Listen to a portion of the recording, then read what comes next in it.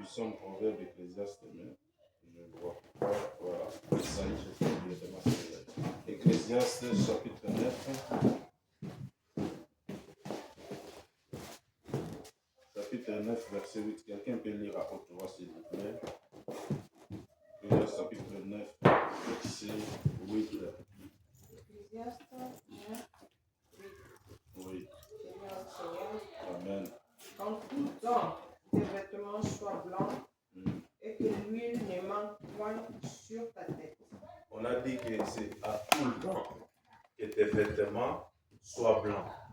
C'est l'image de la sainteté et de la sanctification. Amen. Amen. Pour que l'huile ne manque pas sur ta tête. Et l'huile, c'est l'image de l'onction. C'est une capacité que le Saint-Esprit te pose dans ta vie. Si tu veux être accompagné de la grâce de Dieu. Donc, notre thème de ce matin est comment gérer la grâce et l'onction. Amen.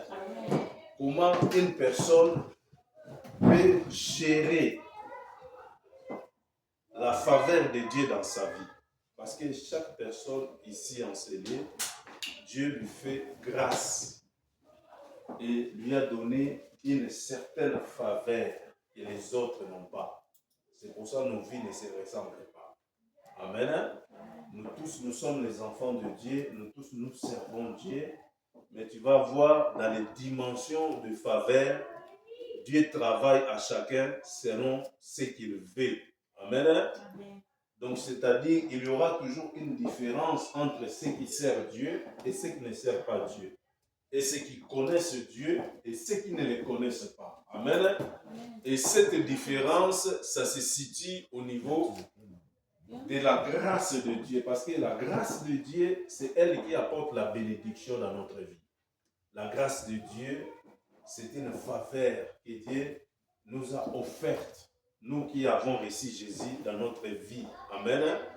Nous sommes favorisés par Dieu. Là où les gens peuvent faire des efforts, mais puisque nous sommes accompagnés de la grâce de Dieu, on a moins des efforts à faire. Les portes s'ouvrent. Amen. Amen. Là où les gens ont des difficultés à monter, mais la grâce de Dieu nous pousse à monter. Là où il y a des difficultés, des maladies, mais la grâce de Dieu ramène la guérison dans notre vie. Amen. Amen. Lorsque les choses deviennent difficiles pour les autres, mais pour nous, les choses sont toujours normales. Alléluia. Saluez la grâce de Dieu. Amen. Père, au nom puissant de Jésus-Christ, par la puissance du sang de Jésus et par la puissance du feu du Saint-Esprit, nous recommandons l'auditoire entre tes mains. Que l'Esprit de Dieu, celui qui est le professeur en excellence, nous enseigne, communique les événements du ciel sur la terre et que nous soyons bondés de grâce et de ta puissance. Au nom de Jésus-Christ, nous acclamons très fort le Seigneur. Amen. Et ici, je voulais reprendre, que quelqu'un lise encore, Ecclésiaste chapitre 9, verset 8.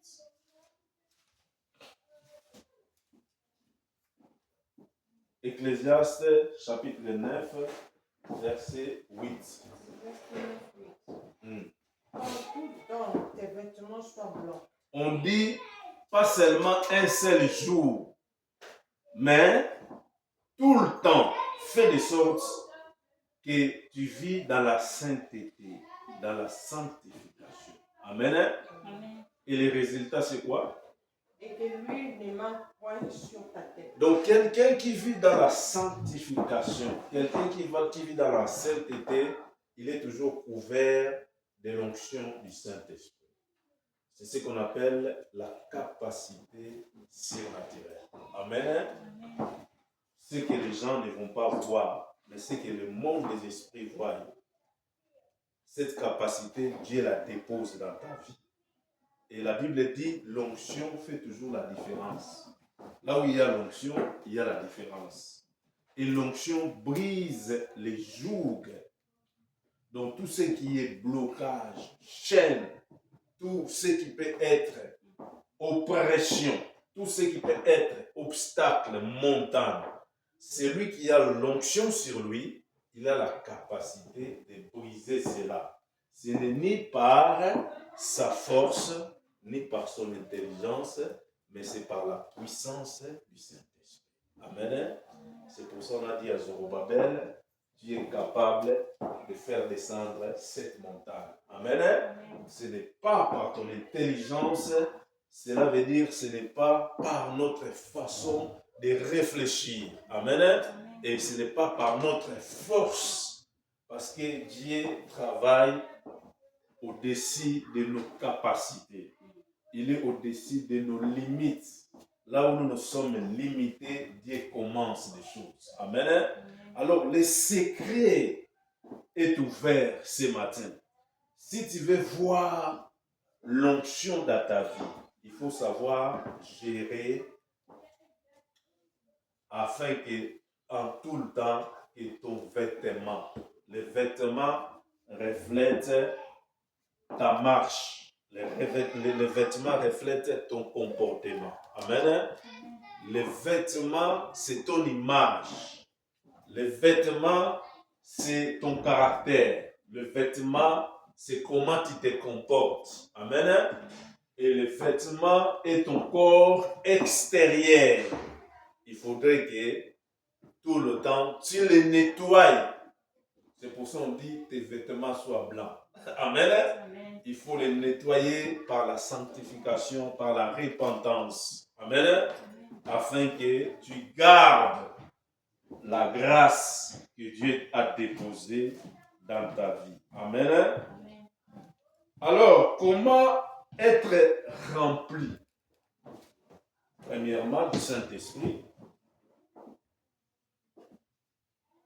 Et comment être rempli de l'onction.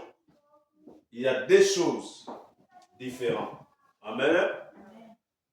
Le Saint-Esprit, c'est Dieu en nous. Amen. Amen. Et comment est-ce que nous recevons le Saint-Esprit dans notre vie? Le Saint-Esprit vient faire des mers dans notre vie le jour où nous avons accepté Jésus comme étant Seigneur et Sauveur. Le fait d'accepter Jésus comme étant Seigneur et Sauveur, nous lui donnons l'accès dans notre vie. Cela veut dire de prendre le contrôle de notre vie. Et celui qui prend le contrôle de ta vie, il est le Seigneur. Amen. Pourquoi? Parce qu'il a pris l'autorité sur toi. Il doit te gouverner, il doit te guider. Donc, il est Seigneur dans ton cœur. Et le jour où tu as reçu Jésus, c'est le jour où le Saint-Esprit est venu en toi. Donc, tout le monde est ici, toutes les personnes qui sont assises ici, ceux qui ont reçu Jésus comme étant Seigneur et Sauveur, en eux, ils ont le Saint-Esprit. Ça, c'est un privilège que Dieu nous a fait et c'est un intérêt d'avoir l'Esprit de Dieu en nous en permanence. Donc, nous n'allons pas aller sur la montagne de Jérusalem, ni se cacher dans une chambre attendre l'Esprit, comme les apôtres l'ont fait. Amen. Mais Dieu nous fait grâce en nous donnant l'Esprit, juste en confessant Jésus-Christ comme étant Seigneur et Sauveur dans notre vie. Amen. Amen. Ça, c'est une bénédiction. Et j'aimerais bien que l'Église comprenne que le Saint-Esprit, lorsque nous invoquons le Saint-Esprit pendant la modération, nous n'invoquons pas la présence ou la venue du Saint-Esprit, parce qu'il est en nous. Nous voulons qu'il se manifeste. Amen. Donc, lorsqu'on dit qu'implorer l'Esprit de Dieu, on n'implore pas le Saint-Esprit qui va venir de quelque part. Amen. J'aimerais que nous soyons conscients des choses de Dieu, parce que la première victoire dans les choses de Dieu, c'est la conscience de la présence de Dieu dans notre vie. La première victoire du péché dans les choses de Dieu, c'est d'avoir conscience que Dieu ne viendra pas ailleurs, ou Dieu ne se trouve pas ailleurs pour aller le chercher. Amen.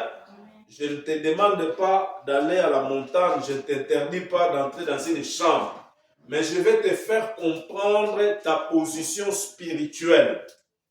Amen. Donc que tu comprends que par rapport à ta position spirituelle, tu es le temple de Dieu. Tu es une maison spirituelle construite par Dieu. Amen. Et tu as Dieu en toi. N'attends pas qu'un jour Dieu descende du ciel pour venir intervenir. Mais il faut seulement demander sa manifestation. Amen. Il agit. Et lorsque Dieu agit, cela veut dire qu'il est en mouvement. Et Dieu, lorsqu'il est en mouvement, il libère sa gloire. Et la gloire de Dieu, c'est sa manifestation. Amen. Et la manifestation de Dieu libère sa puissance. Ça veut la gloire de Dieu. Si tu veux vivre la puissance de Dieu, il faut savoir activer et manifester l'Esprit de Dieu qui est en toi. Amen. Et pour que le Saint-Esprit se manifeste. Yeah. Because I understand that we have to pray for the manifestation. But in Acts, we also reminded or told them the disciples they gathered and the Spirit came from heaven. So, what is the difference between the one that comes from heaven and the one that manifests in us? Il demande par rapport à la manifestation de l'esprit. Ouais. Dans Actes, quand Jésus avait dit à ses apôtres de ne pas bouger la parole de l'esprit. Ouais, ça c'était l'accès au Saint-Esprit dans la vie des croyants, selon la promesse de l'Esprit. Mais le Saint-Esprit déjà, avant, il s'est manifesté par rapport à l'appel et à la mission. Il vient seulement dans ta tête parce que tu as une mission, se manifeste. Il n'était pas à l'intérieur, il était au-dessus. Mais le jour où Jésus a dit que les apôtres restent dans la chambre haute pour qu'ils soient habités et remplis du Saint-Esprit. C'est à partir de ces jours-là que l'Église a commencé. Salut la gloire de Dieu. La naissance de l'Église chrétienne est l'introduction de la Pentecôte, de la manifestation de l'effusion du Saint-Esprit dans la vie des apôtres. C'est pour ça que Jésus, vous allez voir dans la Bible, lorsqu'il marchait avec ses disciples pour les envoyer aller guérir, il le soufflait. Il ne leur a pas fait entrer l'esprit à l'intérieur. Il soufflait sur eux, c'est-à-dire qu'ils étaient accompagnés d'une puissance par rapport à la mission qu'il leur a envoyée. Amen. Mais lorsque Jésus veut partir maintenant, il leur dit, ne faites rien sans que vous soyez remplis. Être rempli et avoir l'esprit, c'est deux choses différentes. J'ai le Saint-Esprit en moi, mais je ne suis pas rempli du Saint-Esprit. Pourquoi? Parce que le Saint-Esprit, c'est la bouteille. La puissance, c'est de l'eau. Mais pour que l'Esprit de Dieu soit rempli dans ma vie, il faut que cette bouteille soit pleine. Et pour avoir la plénitude du Saint-Esprit, il faut que l'eau déborde. Il faut que ça coule. On parlera de ça. Amen. Amen. Donc, les choses de Dieu ont des étapes à franchir et il faut avoir la grâce d'être initié ou enseigné pour comprendre les étapes dans les choses de Dieu. Amen. Sinon, tu seras un généraliste. Vous voyez, quand tu souffres du cœur, tu peux aller chez le médecin, il va voir les symptômes, mais il est obligé de t'envoyer, c'est un spécialiste du cœur pour résoudre ta maladie. Lui te donne des calmants, mais pour que tu sois guéri, il t'envoie chez un cardiologue. C'est comme ça aussi dans les choses de Dieu. Tu peux connaître des choses en général, mais tu ne peux pas comprendre des choses parce que tu n'as pas été aidé par un spécialiste dans la parole de Dieu. Amen. Saluez la gloire de Dieu. Vous comprenez ces choses. Donc, j'étais en train de dire que tout le monde ici a l'Esprit de Dieu, mais pour que l'Esprit de Dieu puisse se manifester dans notre vie, nous devons connaître comment faire fonctionner le Saint-Esprit qui est dans notre vie pour qu'il soit en mouvement. Parce que le bénéfice de sa manifestation libère la gloire de Dieu dans notre vie. Et lorsque la gloire de Dieu est présente, il y a l'absence totale de condamnation, de chaînes tombent. La délivrance se manifeste et la restauration arrive parce que la présence de Dieu est l'absence totale de condamnation. Là où Dieu est présent, il y a l'absence totale de condamnation. Amen. Parce que sa présence libère, sa présence restaure, sa présence détruit ce qui n'est pas de Dieu. Amen. Donc, il est conseillé que nous puissions veiller sur nos vêtements. Amen. Parce que lorsque nous veillons sur nos vêtements, que nos vêtements soient toujours blancs, lorsque nous veillons sur notre corps, sur notre esprit, sur notre comportement, cela active l'onction de Dieu sur nous. Vous voyez les secrets de l'onction? Ça commence là. Les secrets de l'onction ne commencent pas dans les jeûnes. Les secrets de l'onction ne commencent pas dans la prière. Amen. Les secrets de la puissance, de la capacité surnaturelle que Dieu met dans notre vie commencent lorsque nous veillons sur nos vêtements. Dis avec moi les vêtements. Très fort les vêtements. Confesse ceci. Confesse ceci. Mon corps est le temple du Saint-Esprit. Je dois le garder. Pire. Sanctifié par le sang de Jésus-Christ. Acclame très fort le Seigneur. Voilà pourquoi beaucoup de gens vont chercher les marabouts pour faire descendre la puissance. Amen. Saluez la gloire de Dieu. Donc, tu as le Saint-Esprit, mais il faut que tu sois rempli du Saint-Esprit. Amen. Et comment est-ce que tu dois être rempli? Parce qu'on parle de la gestion de la grâce. Le Saint-Esprit, c'est la grâce. Lorsqu'on parle de l'Esprit, on parle de la grâce. Amen. Donc, pour que tu sois rempli du Saint-Esprit, il y a des choses. La première des choses, il faut que tu sois imposé. L'imposition des mains par une personne qui est remplie déjà du Saint-Esprit et qui est un homme de Dieu. Amen. Ou un serviteur de Dieu. Parce qu'Étienne fit un diacre, mais il était rempli du Saint-Esprit et Dieu l'a utilisé plus que les apôtres. Saluez la gloire de Dieu. Du point de vue miracle et guérison. Un diacre à l'église. Donc, si tu veux être rempli du Saint-Esprit, première chose, il faut qu'on te pose la main, on te communique la puissance du Saint-Esprit. Ça, c'est la première des choses. La deuxième des choses, tu peux être rempli du Saint-Esprit lorsque dans ta prière, tu demandes le baptême du feu du Saint-Esprit. Tu peux rester seul dans ta maison en train d'implorer à Dieu, de demander à Dieu qu'il te baptise du feu du Saint-Esprit. Amen. En ce moment-là, par la souveraineté de Dieu, peut être possible, Dieu vient te remplir du Saint-Esprit. Amen. Et les premiers signes qui montrent que cette personne a le Saint-Esprit, c'est lorsqu'il parle en langue. Amen.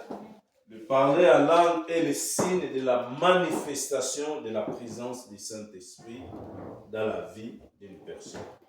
Et dans le parler en langue, nous avons le parler en langue des mystères et le parler en langue qui demande l'interprétation. Le parler en langue du mystère, c'est une communication que l'homme a avec Dieu. On appelle ça langue des anges. Lorsque tu parles, ça ne peut pas être interprété parce que tu ne parles pas avec une langue connue. Lorsque l'effusion du Saint-Esprit est liée à Actes des Apôtres chapitre 2, la Bible dit les disciples de Jésus parlaient en langue. Et les autres parlaient à des langues connues que les gens pouvaient comprendre ce qu'ils parlaient. Mais les autres parlaient des langues des faits. Saluez la gloire de Dieu. Langue de feu. c'est-à-dire langue des anges. Tu es en communication directe avec ton Père. Même si celui qui est à tes côtés, il ne peut pas comprendre. Et ce n'est pas un péché. Mais lorsque dans l'église nous parlons dans une langue où ça peut être interprété pour l'édification de l'église, Dieu peut susciter un interprète au sein de l'église pour les bénéfices ou pour l'édification de l'église. Pour que l'église puisse saisir le message que Dieu apporte à l'église. Amen. Parce que Dieu ne parle pas en vain. Si Dieu parle, c'est qu'il y a un problème. Lorsqu'on te donne un message, ce n'est pas pour te faire plaisir. Parce que tout message a le caractère d'avertissement, a le caractère d'édification, a le caractère de la prévention. Lorsque Dieu te parle, c'est pour te bénir. Mais dans quel cas? Te prévenir d'un danger ou soit t'encourager sur une situation que tu es en train de vivre ou te fortifier parce que tu es déçu, fatigué de la vie ou d'une situation qui est manifestée dans ta vie. Amen. Est-ce que quelqu'un peut dire ainsi soit-il? Et cela se manifeste dans ma vie. Très fort, ainsi soit-il. Ainsi soit-il. Amen. Alléluia.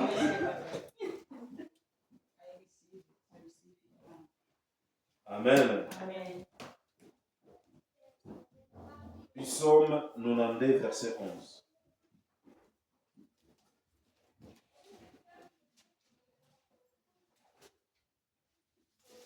J'aimerais que quelqu'un lise. Psalms 92, verset 11. Psalms 29.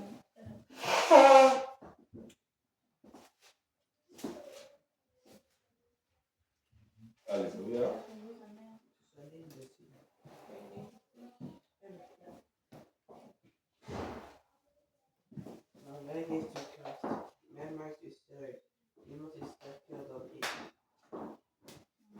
Amen. Quelqu'un d'autre peut lire pour l'édification de l'église. Et tu me donnes la force du buffle. Je suis arrosé avec une huile fraîche. English. Psalms 29:11. The Lord gives strength to his people. The Lord blesses his people with peace. Amen. Amen. Nous voyons que dans Ecclésiaste, on a dit qu'à tout le temps que nos vêtements soient blancs pour que l'huile ne manque pas dans notre tête. Ça, c'est la source de l'onction. Si tu veux garder la puissance de Dieu, parce que tu as l'Esprit de Dieu et Dieu te donne le potentiel. Mais parce que le problème dans les choses de Dieu, c'est comment garder Dieu. Tu peux avoir Dieu, amen, mais c'est comment le garder. Parce que face à toi, il y a le diable, il y a le combat, il y a les désirs du siècle présent, il y a tout ce que le monde met en place pour te distraire, pour que tu sors de la présence de Dieu. Amen. Mais maintenant, ce qui va faire ta force, c'est de savoir garder Dieu, pour que Dieu soit avec toi. Parce que si Dieu est pour toi, qui peut être contre toi? Et si tu as Dieu, il n'y a aucune force ici sur terre, aucune entité, aucun esprit, aucune personnalité qui peut te faire écrouler. Parce que si tu as Dieu, tu as la protection, tu as l'assurance, tu as la bénédiction, tu as le percé. Amen. C'est ça le combat des chrétiens ici sur la terre. Et la Bible dit ceci dans le livre des Psaumes 92, verset 11. Ça, c'est David qui parle. Tu me donnes la force du buffle. Je suis arrosé avec une huile fraîche. L'huile symbolise la puissance du Saint-Esprit. Mais lorsqu'elle est fraîche, cela veut dire qu'elle entre dans la dimension d'une onction. Amen. Amen. D'une capacité surnaturelle que Dieu te donne. Mais ici, lorsque l'onction arrive dans ta vie, l'onction te donne une force que tu n'avais pas. Comme un buffle. Vous avez déjà vu un buffle lorsqu'il s'énerve, lorsque nous regardons dans les télés, avec des tissus rouges, lorsqu'on fait comme ça des jets, vous voyez la force d'un buffle. Ça, c'est la force que Dieu te donne. Amen. Amen.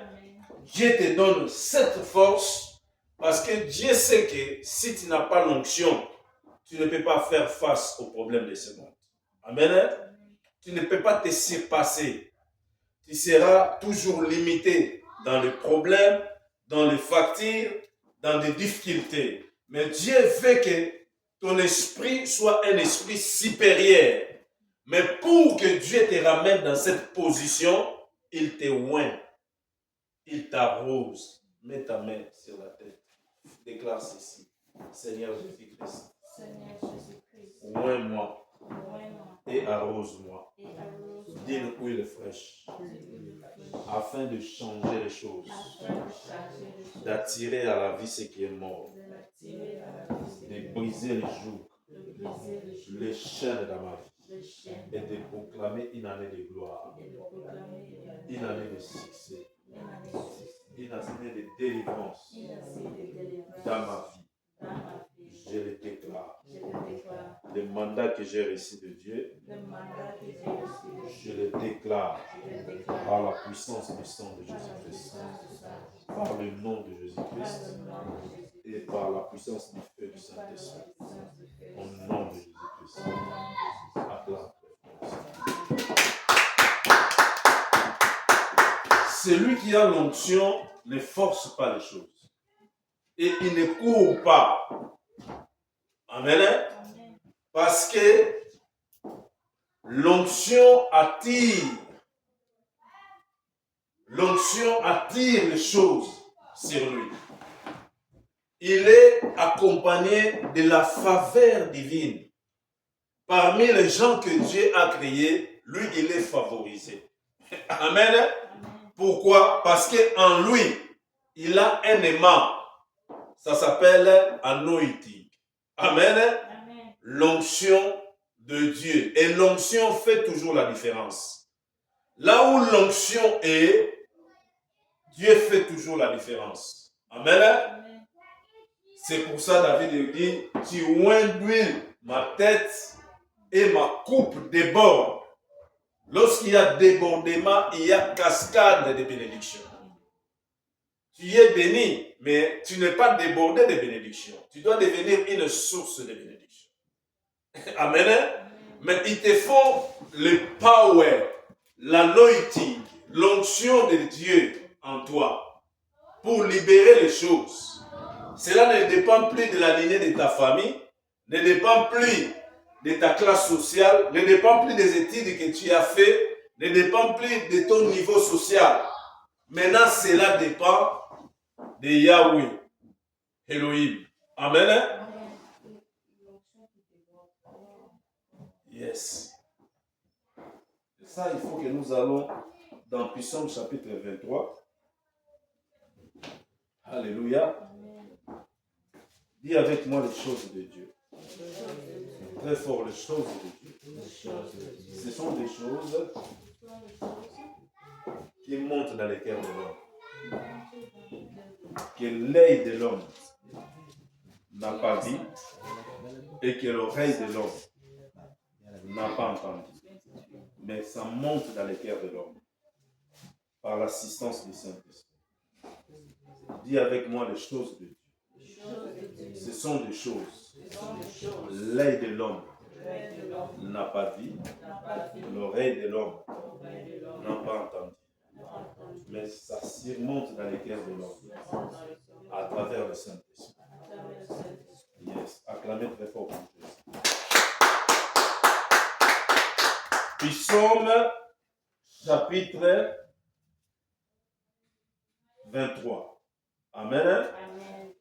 On commence par le verset 4 jusqu'au verset 6. Psalms 22, 46. Psaume 4, Psaume 23, 4 jusqu'à 6. Hein. Yeah. Seigneur, le Seigneur. Amen. Quand je marche dans la vallée de l'ombre de la mort, Quand je marche dans la vallée de l'ombre de la mort. Vas-y. je ne crains aucun mal car tu es avec moi. Je ne crains aucun mal car tu es avec moi. Cela veut dire, marcher avec Dieu, c'est une assurance et c'est une sécurité, c'est aussi une protection. Amen. Amen. On y va? Ta houlette et ton bâton me rassurent. Ta houlette et ton bâton me rassurent. Parce qu'un berger est toujours accompagné de l'ouette et du bâton. Le bâton, c'est pour guider. Et la louette, c'est pour tirer la brebis lorsqu'il est dans le trou. Pour faire sortir la brebis dans le trou. On y va? Tu dresses devant moi une table en face de mes adversaires. Tu dresses devant moi une table devant mes adversaires. Pourquoi? Parce que ta justice et équité font qu'il y ait une différence entre celui qui ne te connaît pas et celui qui te connaît. Celui qui ne t'appartient pas et celui qui t'appartient. Amen. Amen. Nous n'avons pas la même identité. Amen. Nous avons été scellés par Dieu. Scellé veut dire Dieu a posé un mandat. Il a dit à partir d'aujourd'hui, cet enfant m'appartient. Ni les sorciers de sa famille, ni les démons, ni les entités, ils peuvent prévaloir sur lui. Parce que c'est lui que Dieu tient entre ses mains. Personne ne peut l'arracher. Vous comprenez cette dimension? C'est pour ça que Dieu doit dresser une table. Vous ne pouvez pas vous asseoir sur la même table, comme David s'est assis sur la même table, avec ceux qui étaient ses compagnons. Amen. Il faut que lui, il soit de l'autre côté et que toi, tu sois de l'autre côté. Parce que vous n'êtes pas des mêmes royaumes. Et la Bible dit ceci. Vas-y. Tu oindis ma tête et ma coupe déborde. Et lorsque Dieu dresse une table en face de tes adversaires, c'est pour célébrer une victoire que tu viens de remporter. Parce que la table doit être dressée pour célébrer la victoire de Dieu. Et tout cela maintenant est venu dans ta vie. Pourquoi? Parce que Dieu t'a oint. Tu as l'onction de Dieu. Amen. Amen. Vas-y. Oui, le bonheur et la grâce m'accompagneront. Réponds, tu oins. Tu oindis ma tête et ma coupe déborde. Tu oins d'huile ma tête. Si l'onction reste sur ta tête, il va faire beaucoup de choses. Mais s'il commence à descendre jusqu'à tes vêtements, il devient une source, amen, de bénédiction. Et ceux qui t'entourent vont bénéficier de cette bénédiction. Pourquoi? Parce qu'elle est en cascade, ça déborde. Lorsque l'eau déborde, personne ne peut l'arrêter. C'est ainsi, lorsque l'onction déborde dans ta vie, ceux qui se trouvent tout autour de toi bénéficient de l'huile. C'est pour ça, Aaron dit qu'il est doux et agréable entre frères de demeurer dans l'assemblée de Dieu. C'est là où Dieu fait couler son huile. Dans la tête, ça c'est David qui dit d'Aaron, et ça descend jusqu'au pan d'Aaron, l'image des collaborateurs jusqu'à ses pieds. Amen. Donc, la dimension de la puissance du Saint-Esprit dans la vie de l'homme a des étapes, a des niveaux. Aujourd'hui, tu as le Saint-Esprit. Tu es rempli du Saint-Esprit. Est-ce que l'onction de Dieu m'ouvre en toi? Est-ce que l'onction de Dieu déborde à toi? Vous comprenez cette dimension? Et pour que tout cela puisse se manifester dans notre vie, nous devons toujours veiller sur la source de l'onction. Et la source de l'onction, c'est quoi? C'est la grâce. Ce n'est pas si nos efforts, parce que nous courons à gauche à droite, parce que nous prions pendant 6 heures du temps. Amen. Parce que nous chaînons 40 jours. Amen. C'est Dieu qui est la source de l'onction. Et il nous donne ses conseils. Il dit, pour que vous puissiez garder cela, il faut qu'en tout le temps, que vos vêtements soient comment? Blancs. Ça, c'est le secret de toutes choses. Le monde, lorsqu'il te regarde, ils ont une autre imagination. Amen. Mais tu te contentes du regard de Dieu parce que tu fais ce que Dieu te dit. Parce que tu connais les bénéfices de ce que tu fais. Amen. C'est très, très important. Il dit ici, tu dresses devant moi une table en face de mes adversaires, tu oins d'huile ma tête et ma coupe déborde. Lorsqu'on parle de coupe, on parle de coupe qui contient l'onction. Amen. Lorsque l'onction déborde, c'est-à-dire la faveur de Dieu est débordée. Les bénédictions de Dieu sont débordées. Amen. Et David conclut au verset 6 pour dire, oui, le bonheur et la grâce. Parce que l'onction est descendue et débordée, je vais vivre le bonheur. Mais pas seulement le bonheur, je veux que cette grâce demeure. Alléluia. Amen. Alléluia. Amen. Déclare, ainsi soit-il. Ainsi soit-il. Que cela s'accomplisse. Que cela s'accomplisse. Je suis en train de l'arrêter maintenant. Je suis en train de l'arrêter. Aujourd'hui. Aujourd'hui. Au nom de Jésus-Christ de Nazareth. Au nom de Jésus-Christ de Nazareth. Le bonheur et la grâce m'accompagnera tous les jours de ma vie. Pas seulement aujourd'hui, mais demain, dans 1 mois, dans 6 mois, jusqu'à toute ma vie. Acclamez très fort Jésus-Christ. Yes, yes, yes, yes. Amen. Donc, on est parti plus rapide par rapport à la question des mamans bénies. Amen. Amen.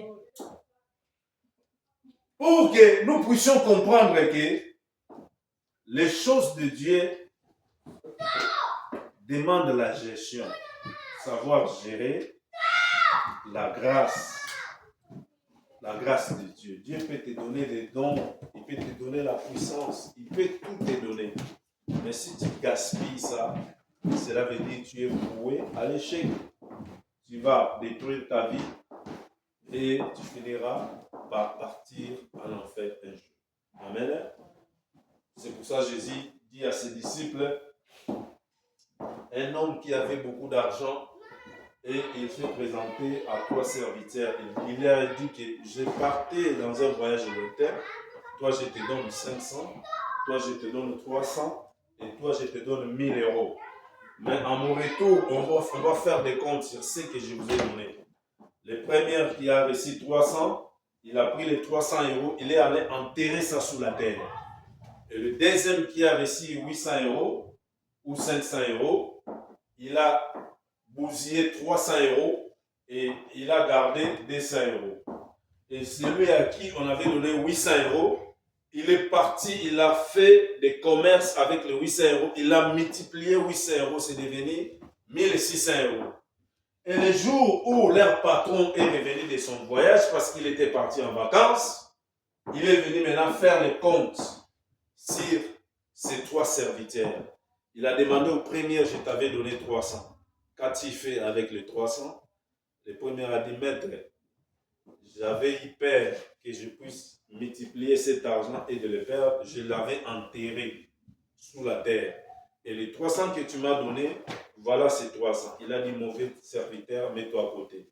Le deuxième est venu, Seigneur, sur les 800 ou les 500 que tu m'avais donné, j'ai bousillé 300, je suis resté avec 200. Il l'a mis à côté, il a dit, mauvais serviteur. Et le troisième est venu, il a dit, tu m'avais donné 800 euros, je vais travailler ces 800 euros, c'est devenu 1600. Jésus Christ a dit, ça c'est un bon serviteur. Amen. Donc on donnera à celui qui a et on multipliera sur ce qu'il a. Donc cela veut dire, si Dieu te donne quelque chose, il te donne le don, il te donne la grâce, il te donne l'autorité divine en toi, il faut savoir multiplier cela. Amen. Il faut savoir multiplier cela. Donc voilà. Nous lisons Jean chapitre 4, verset 5. Jean 4. Bon, on va arrêter. On va lire Jean 4. Jean chapitre 4.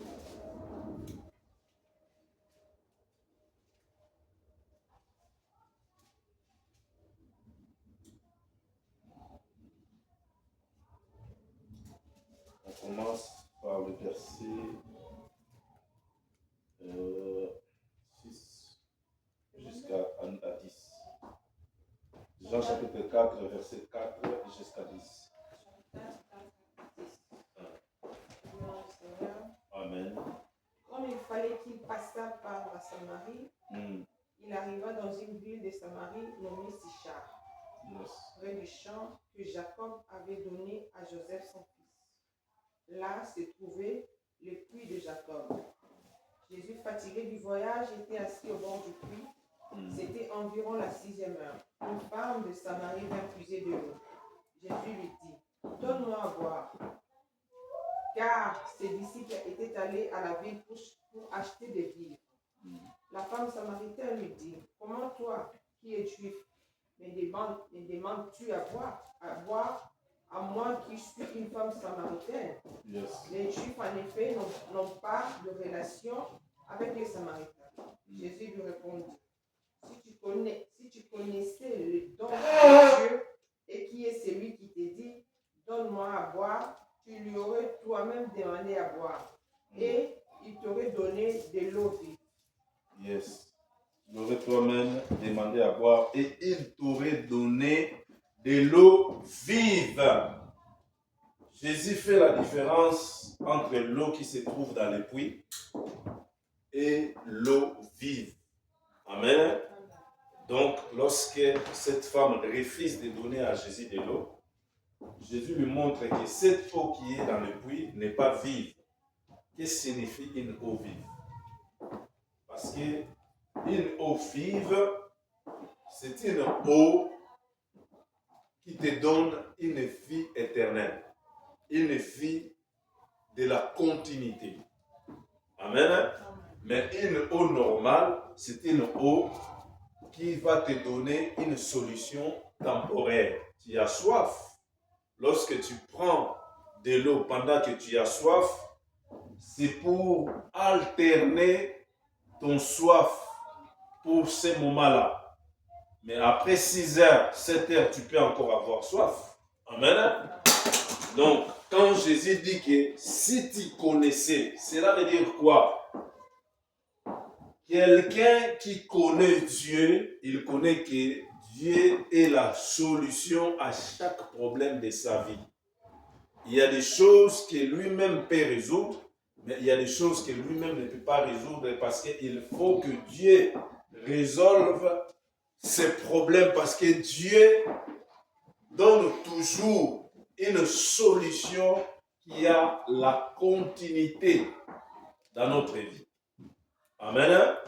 Cette femme refuse de donner de l'eau à Jésus, mais Jésus lui dit, parce que tu as refusé à me donner de l'eau, mais l'eau que moi j'ai, si je te donne, cette eau est vive. Amen. Et dans le verset 11, il est écrit comment? Seigneur, lui dit la femme, tu n'as rien pour puiser et le puits est profond. D'où aurais-tu donc cette eau vive? Pendant que Jésus parle avec cette femme, Et lorsque Jésus a passé ce message à cette femme, cela a étiqué. Cela veut dire l'intention de cette femme. Elle veut comprendre la source d'où vont provenir l'eau que Jésus lui donnera. Amen. Et la Bible dit ceci. La femme lui dit, je sais que le Messie doit venir, ce qu'on appelle Christ. Quand il sera venu, nous annoncera toutes ces choses. Et Jésus lui dit, je le suis, moi qui te parle. Là-dessus arrivèrent. Amen. Non, je suis allé très loin. Au verset 12, la Bible dit, cette femme dit, es-tu plus grand que notre père Jacob qui nous a donné ses puits et qui habite lui-même ainsi que ses fils et ses troupeaux? Cela veut dire au niveau des pensées de cette femme, les termes de eau vive commençaient à compliquer son raisonnement. Amen. Parce que lui, il était dans l'entendement terrestre. Cela veut dire elle était charnelle. Elle a commencé à dire à Jésus, est-ce que toi tu es plus grand que notre grand-père qui s'appelle Jacob, celui qui a fait ces puits? Amen. Amen. Pourquoi? Parce qu'elle réfléchit dans la chair, dans l'entendement terrestre. Amen. Mais Jésus parlait de choses d'esprit pour lui faire la différence entre l'eau normale et l'eau vive. Maintenant, ça dépassait l'entendement de cette femme. C'était au-delà de son raisonnement. C'était au-delà de sa compréhension et c'était au-delà de sa connaissance des choses. Amen. Maintenant, pour stopper Jésus, il demande à Jésus, est-ce que toi tu es égalé à Jacob?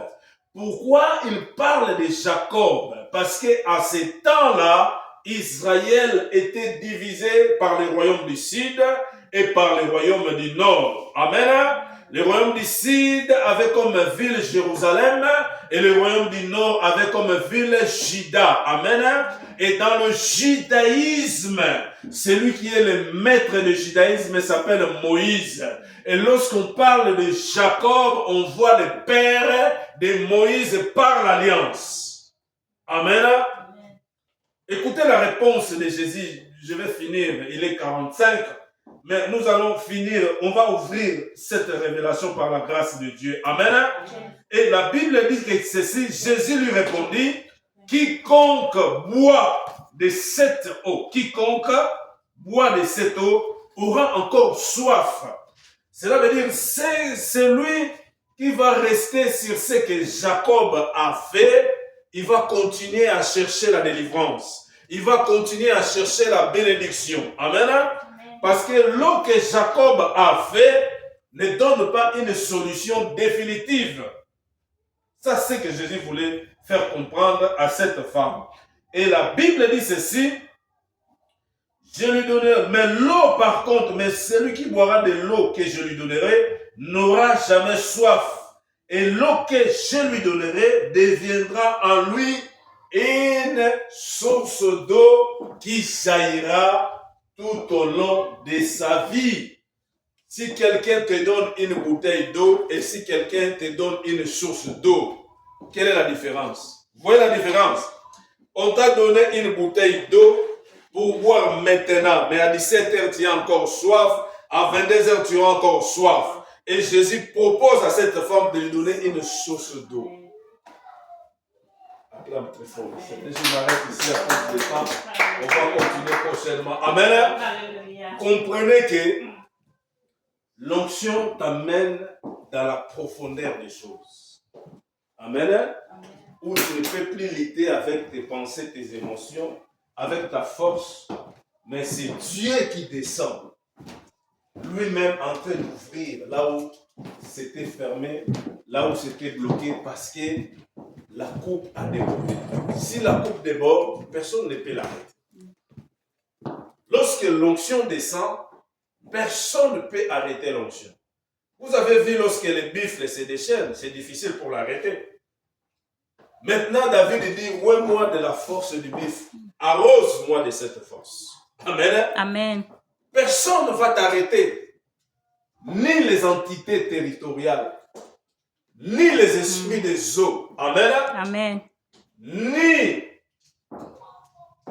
les sorciers de ta famille, ni les enchanteurs, ni les occultistes. Personne ne peut t'arrêter. Parce que la coupe a débordé. Lorsqu'il y a débordement, il y a cascade de bénédiction. Je libère cette bénédiction dans ta vie. Amen. Sois béni au nom de Jésus.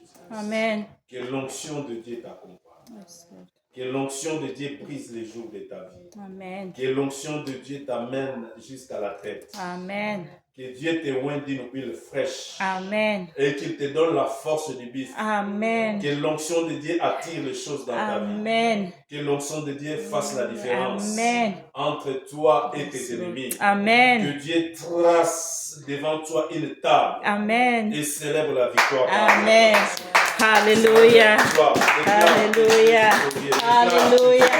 Hallelujah. Hallelujah. Hallelujah. Soyez bénis au nom de Jésus. Hallelujah.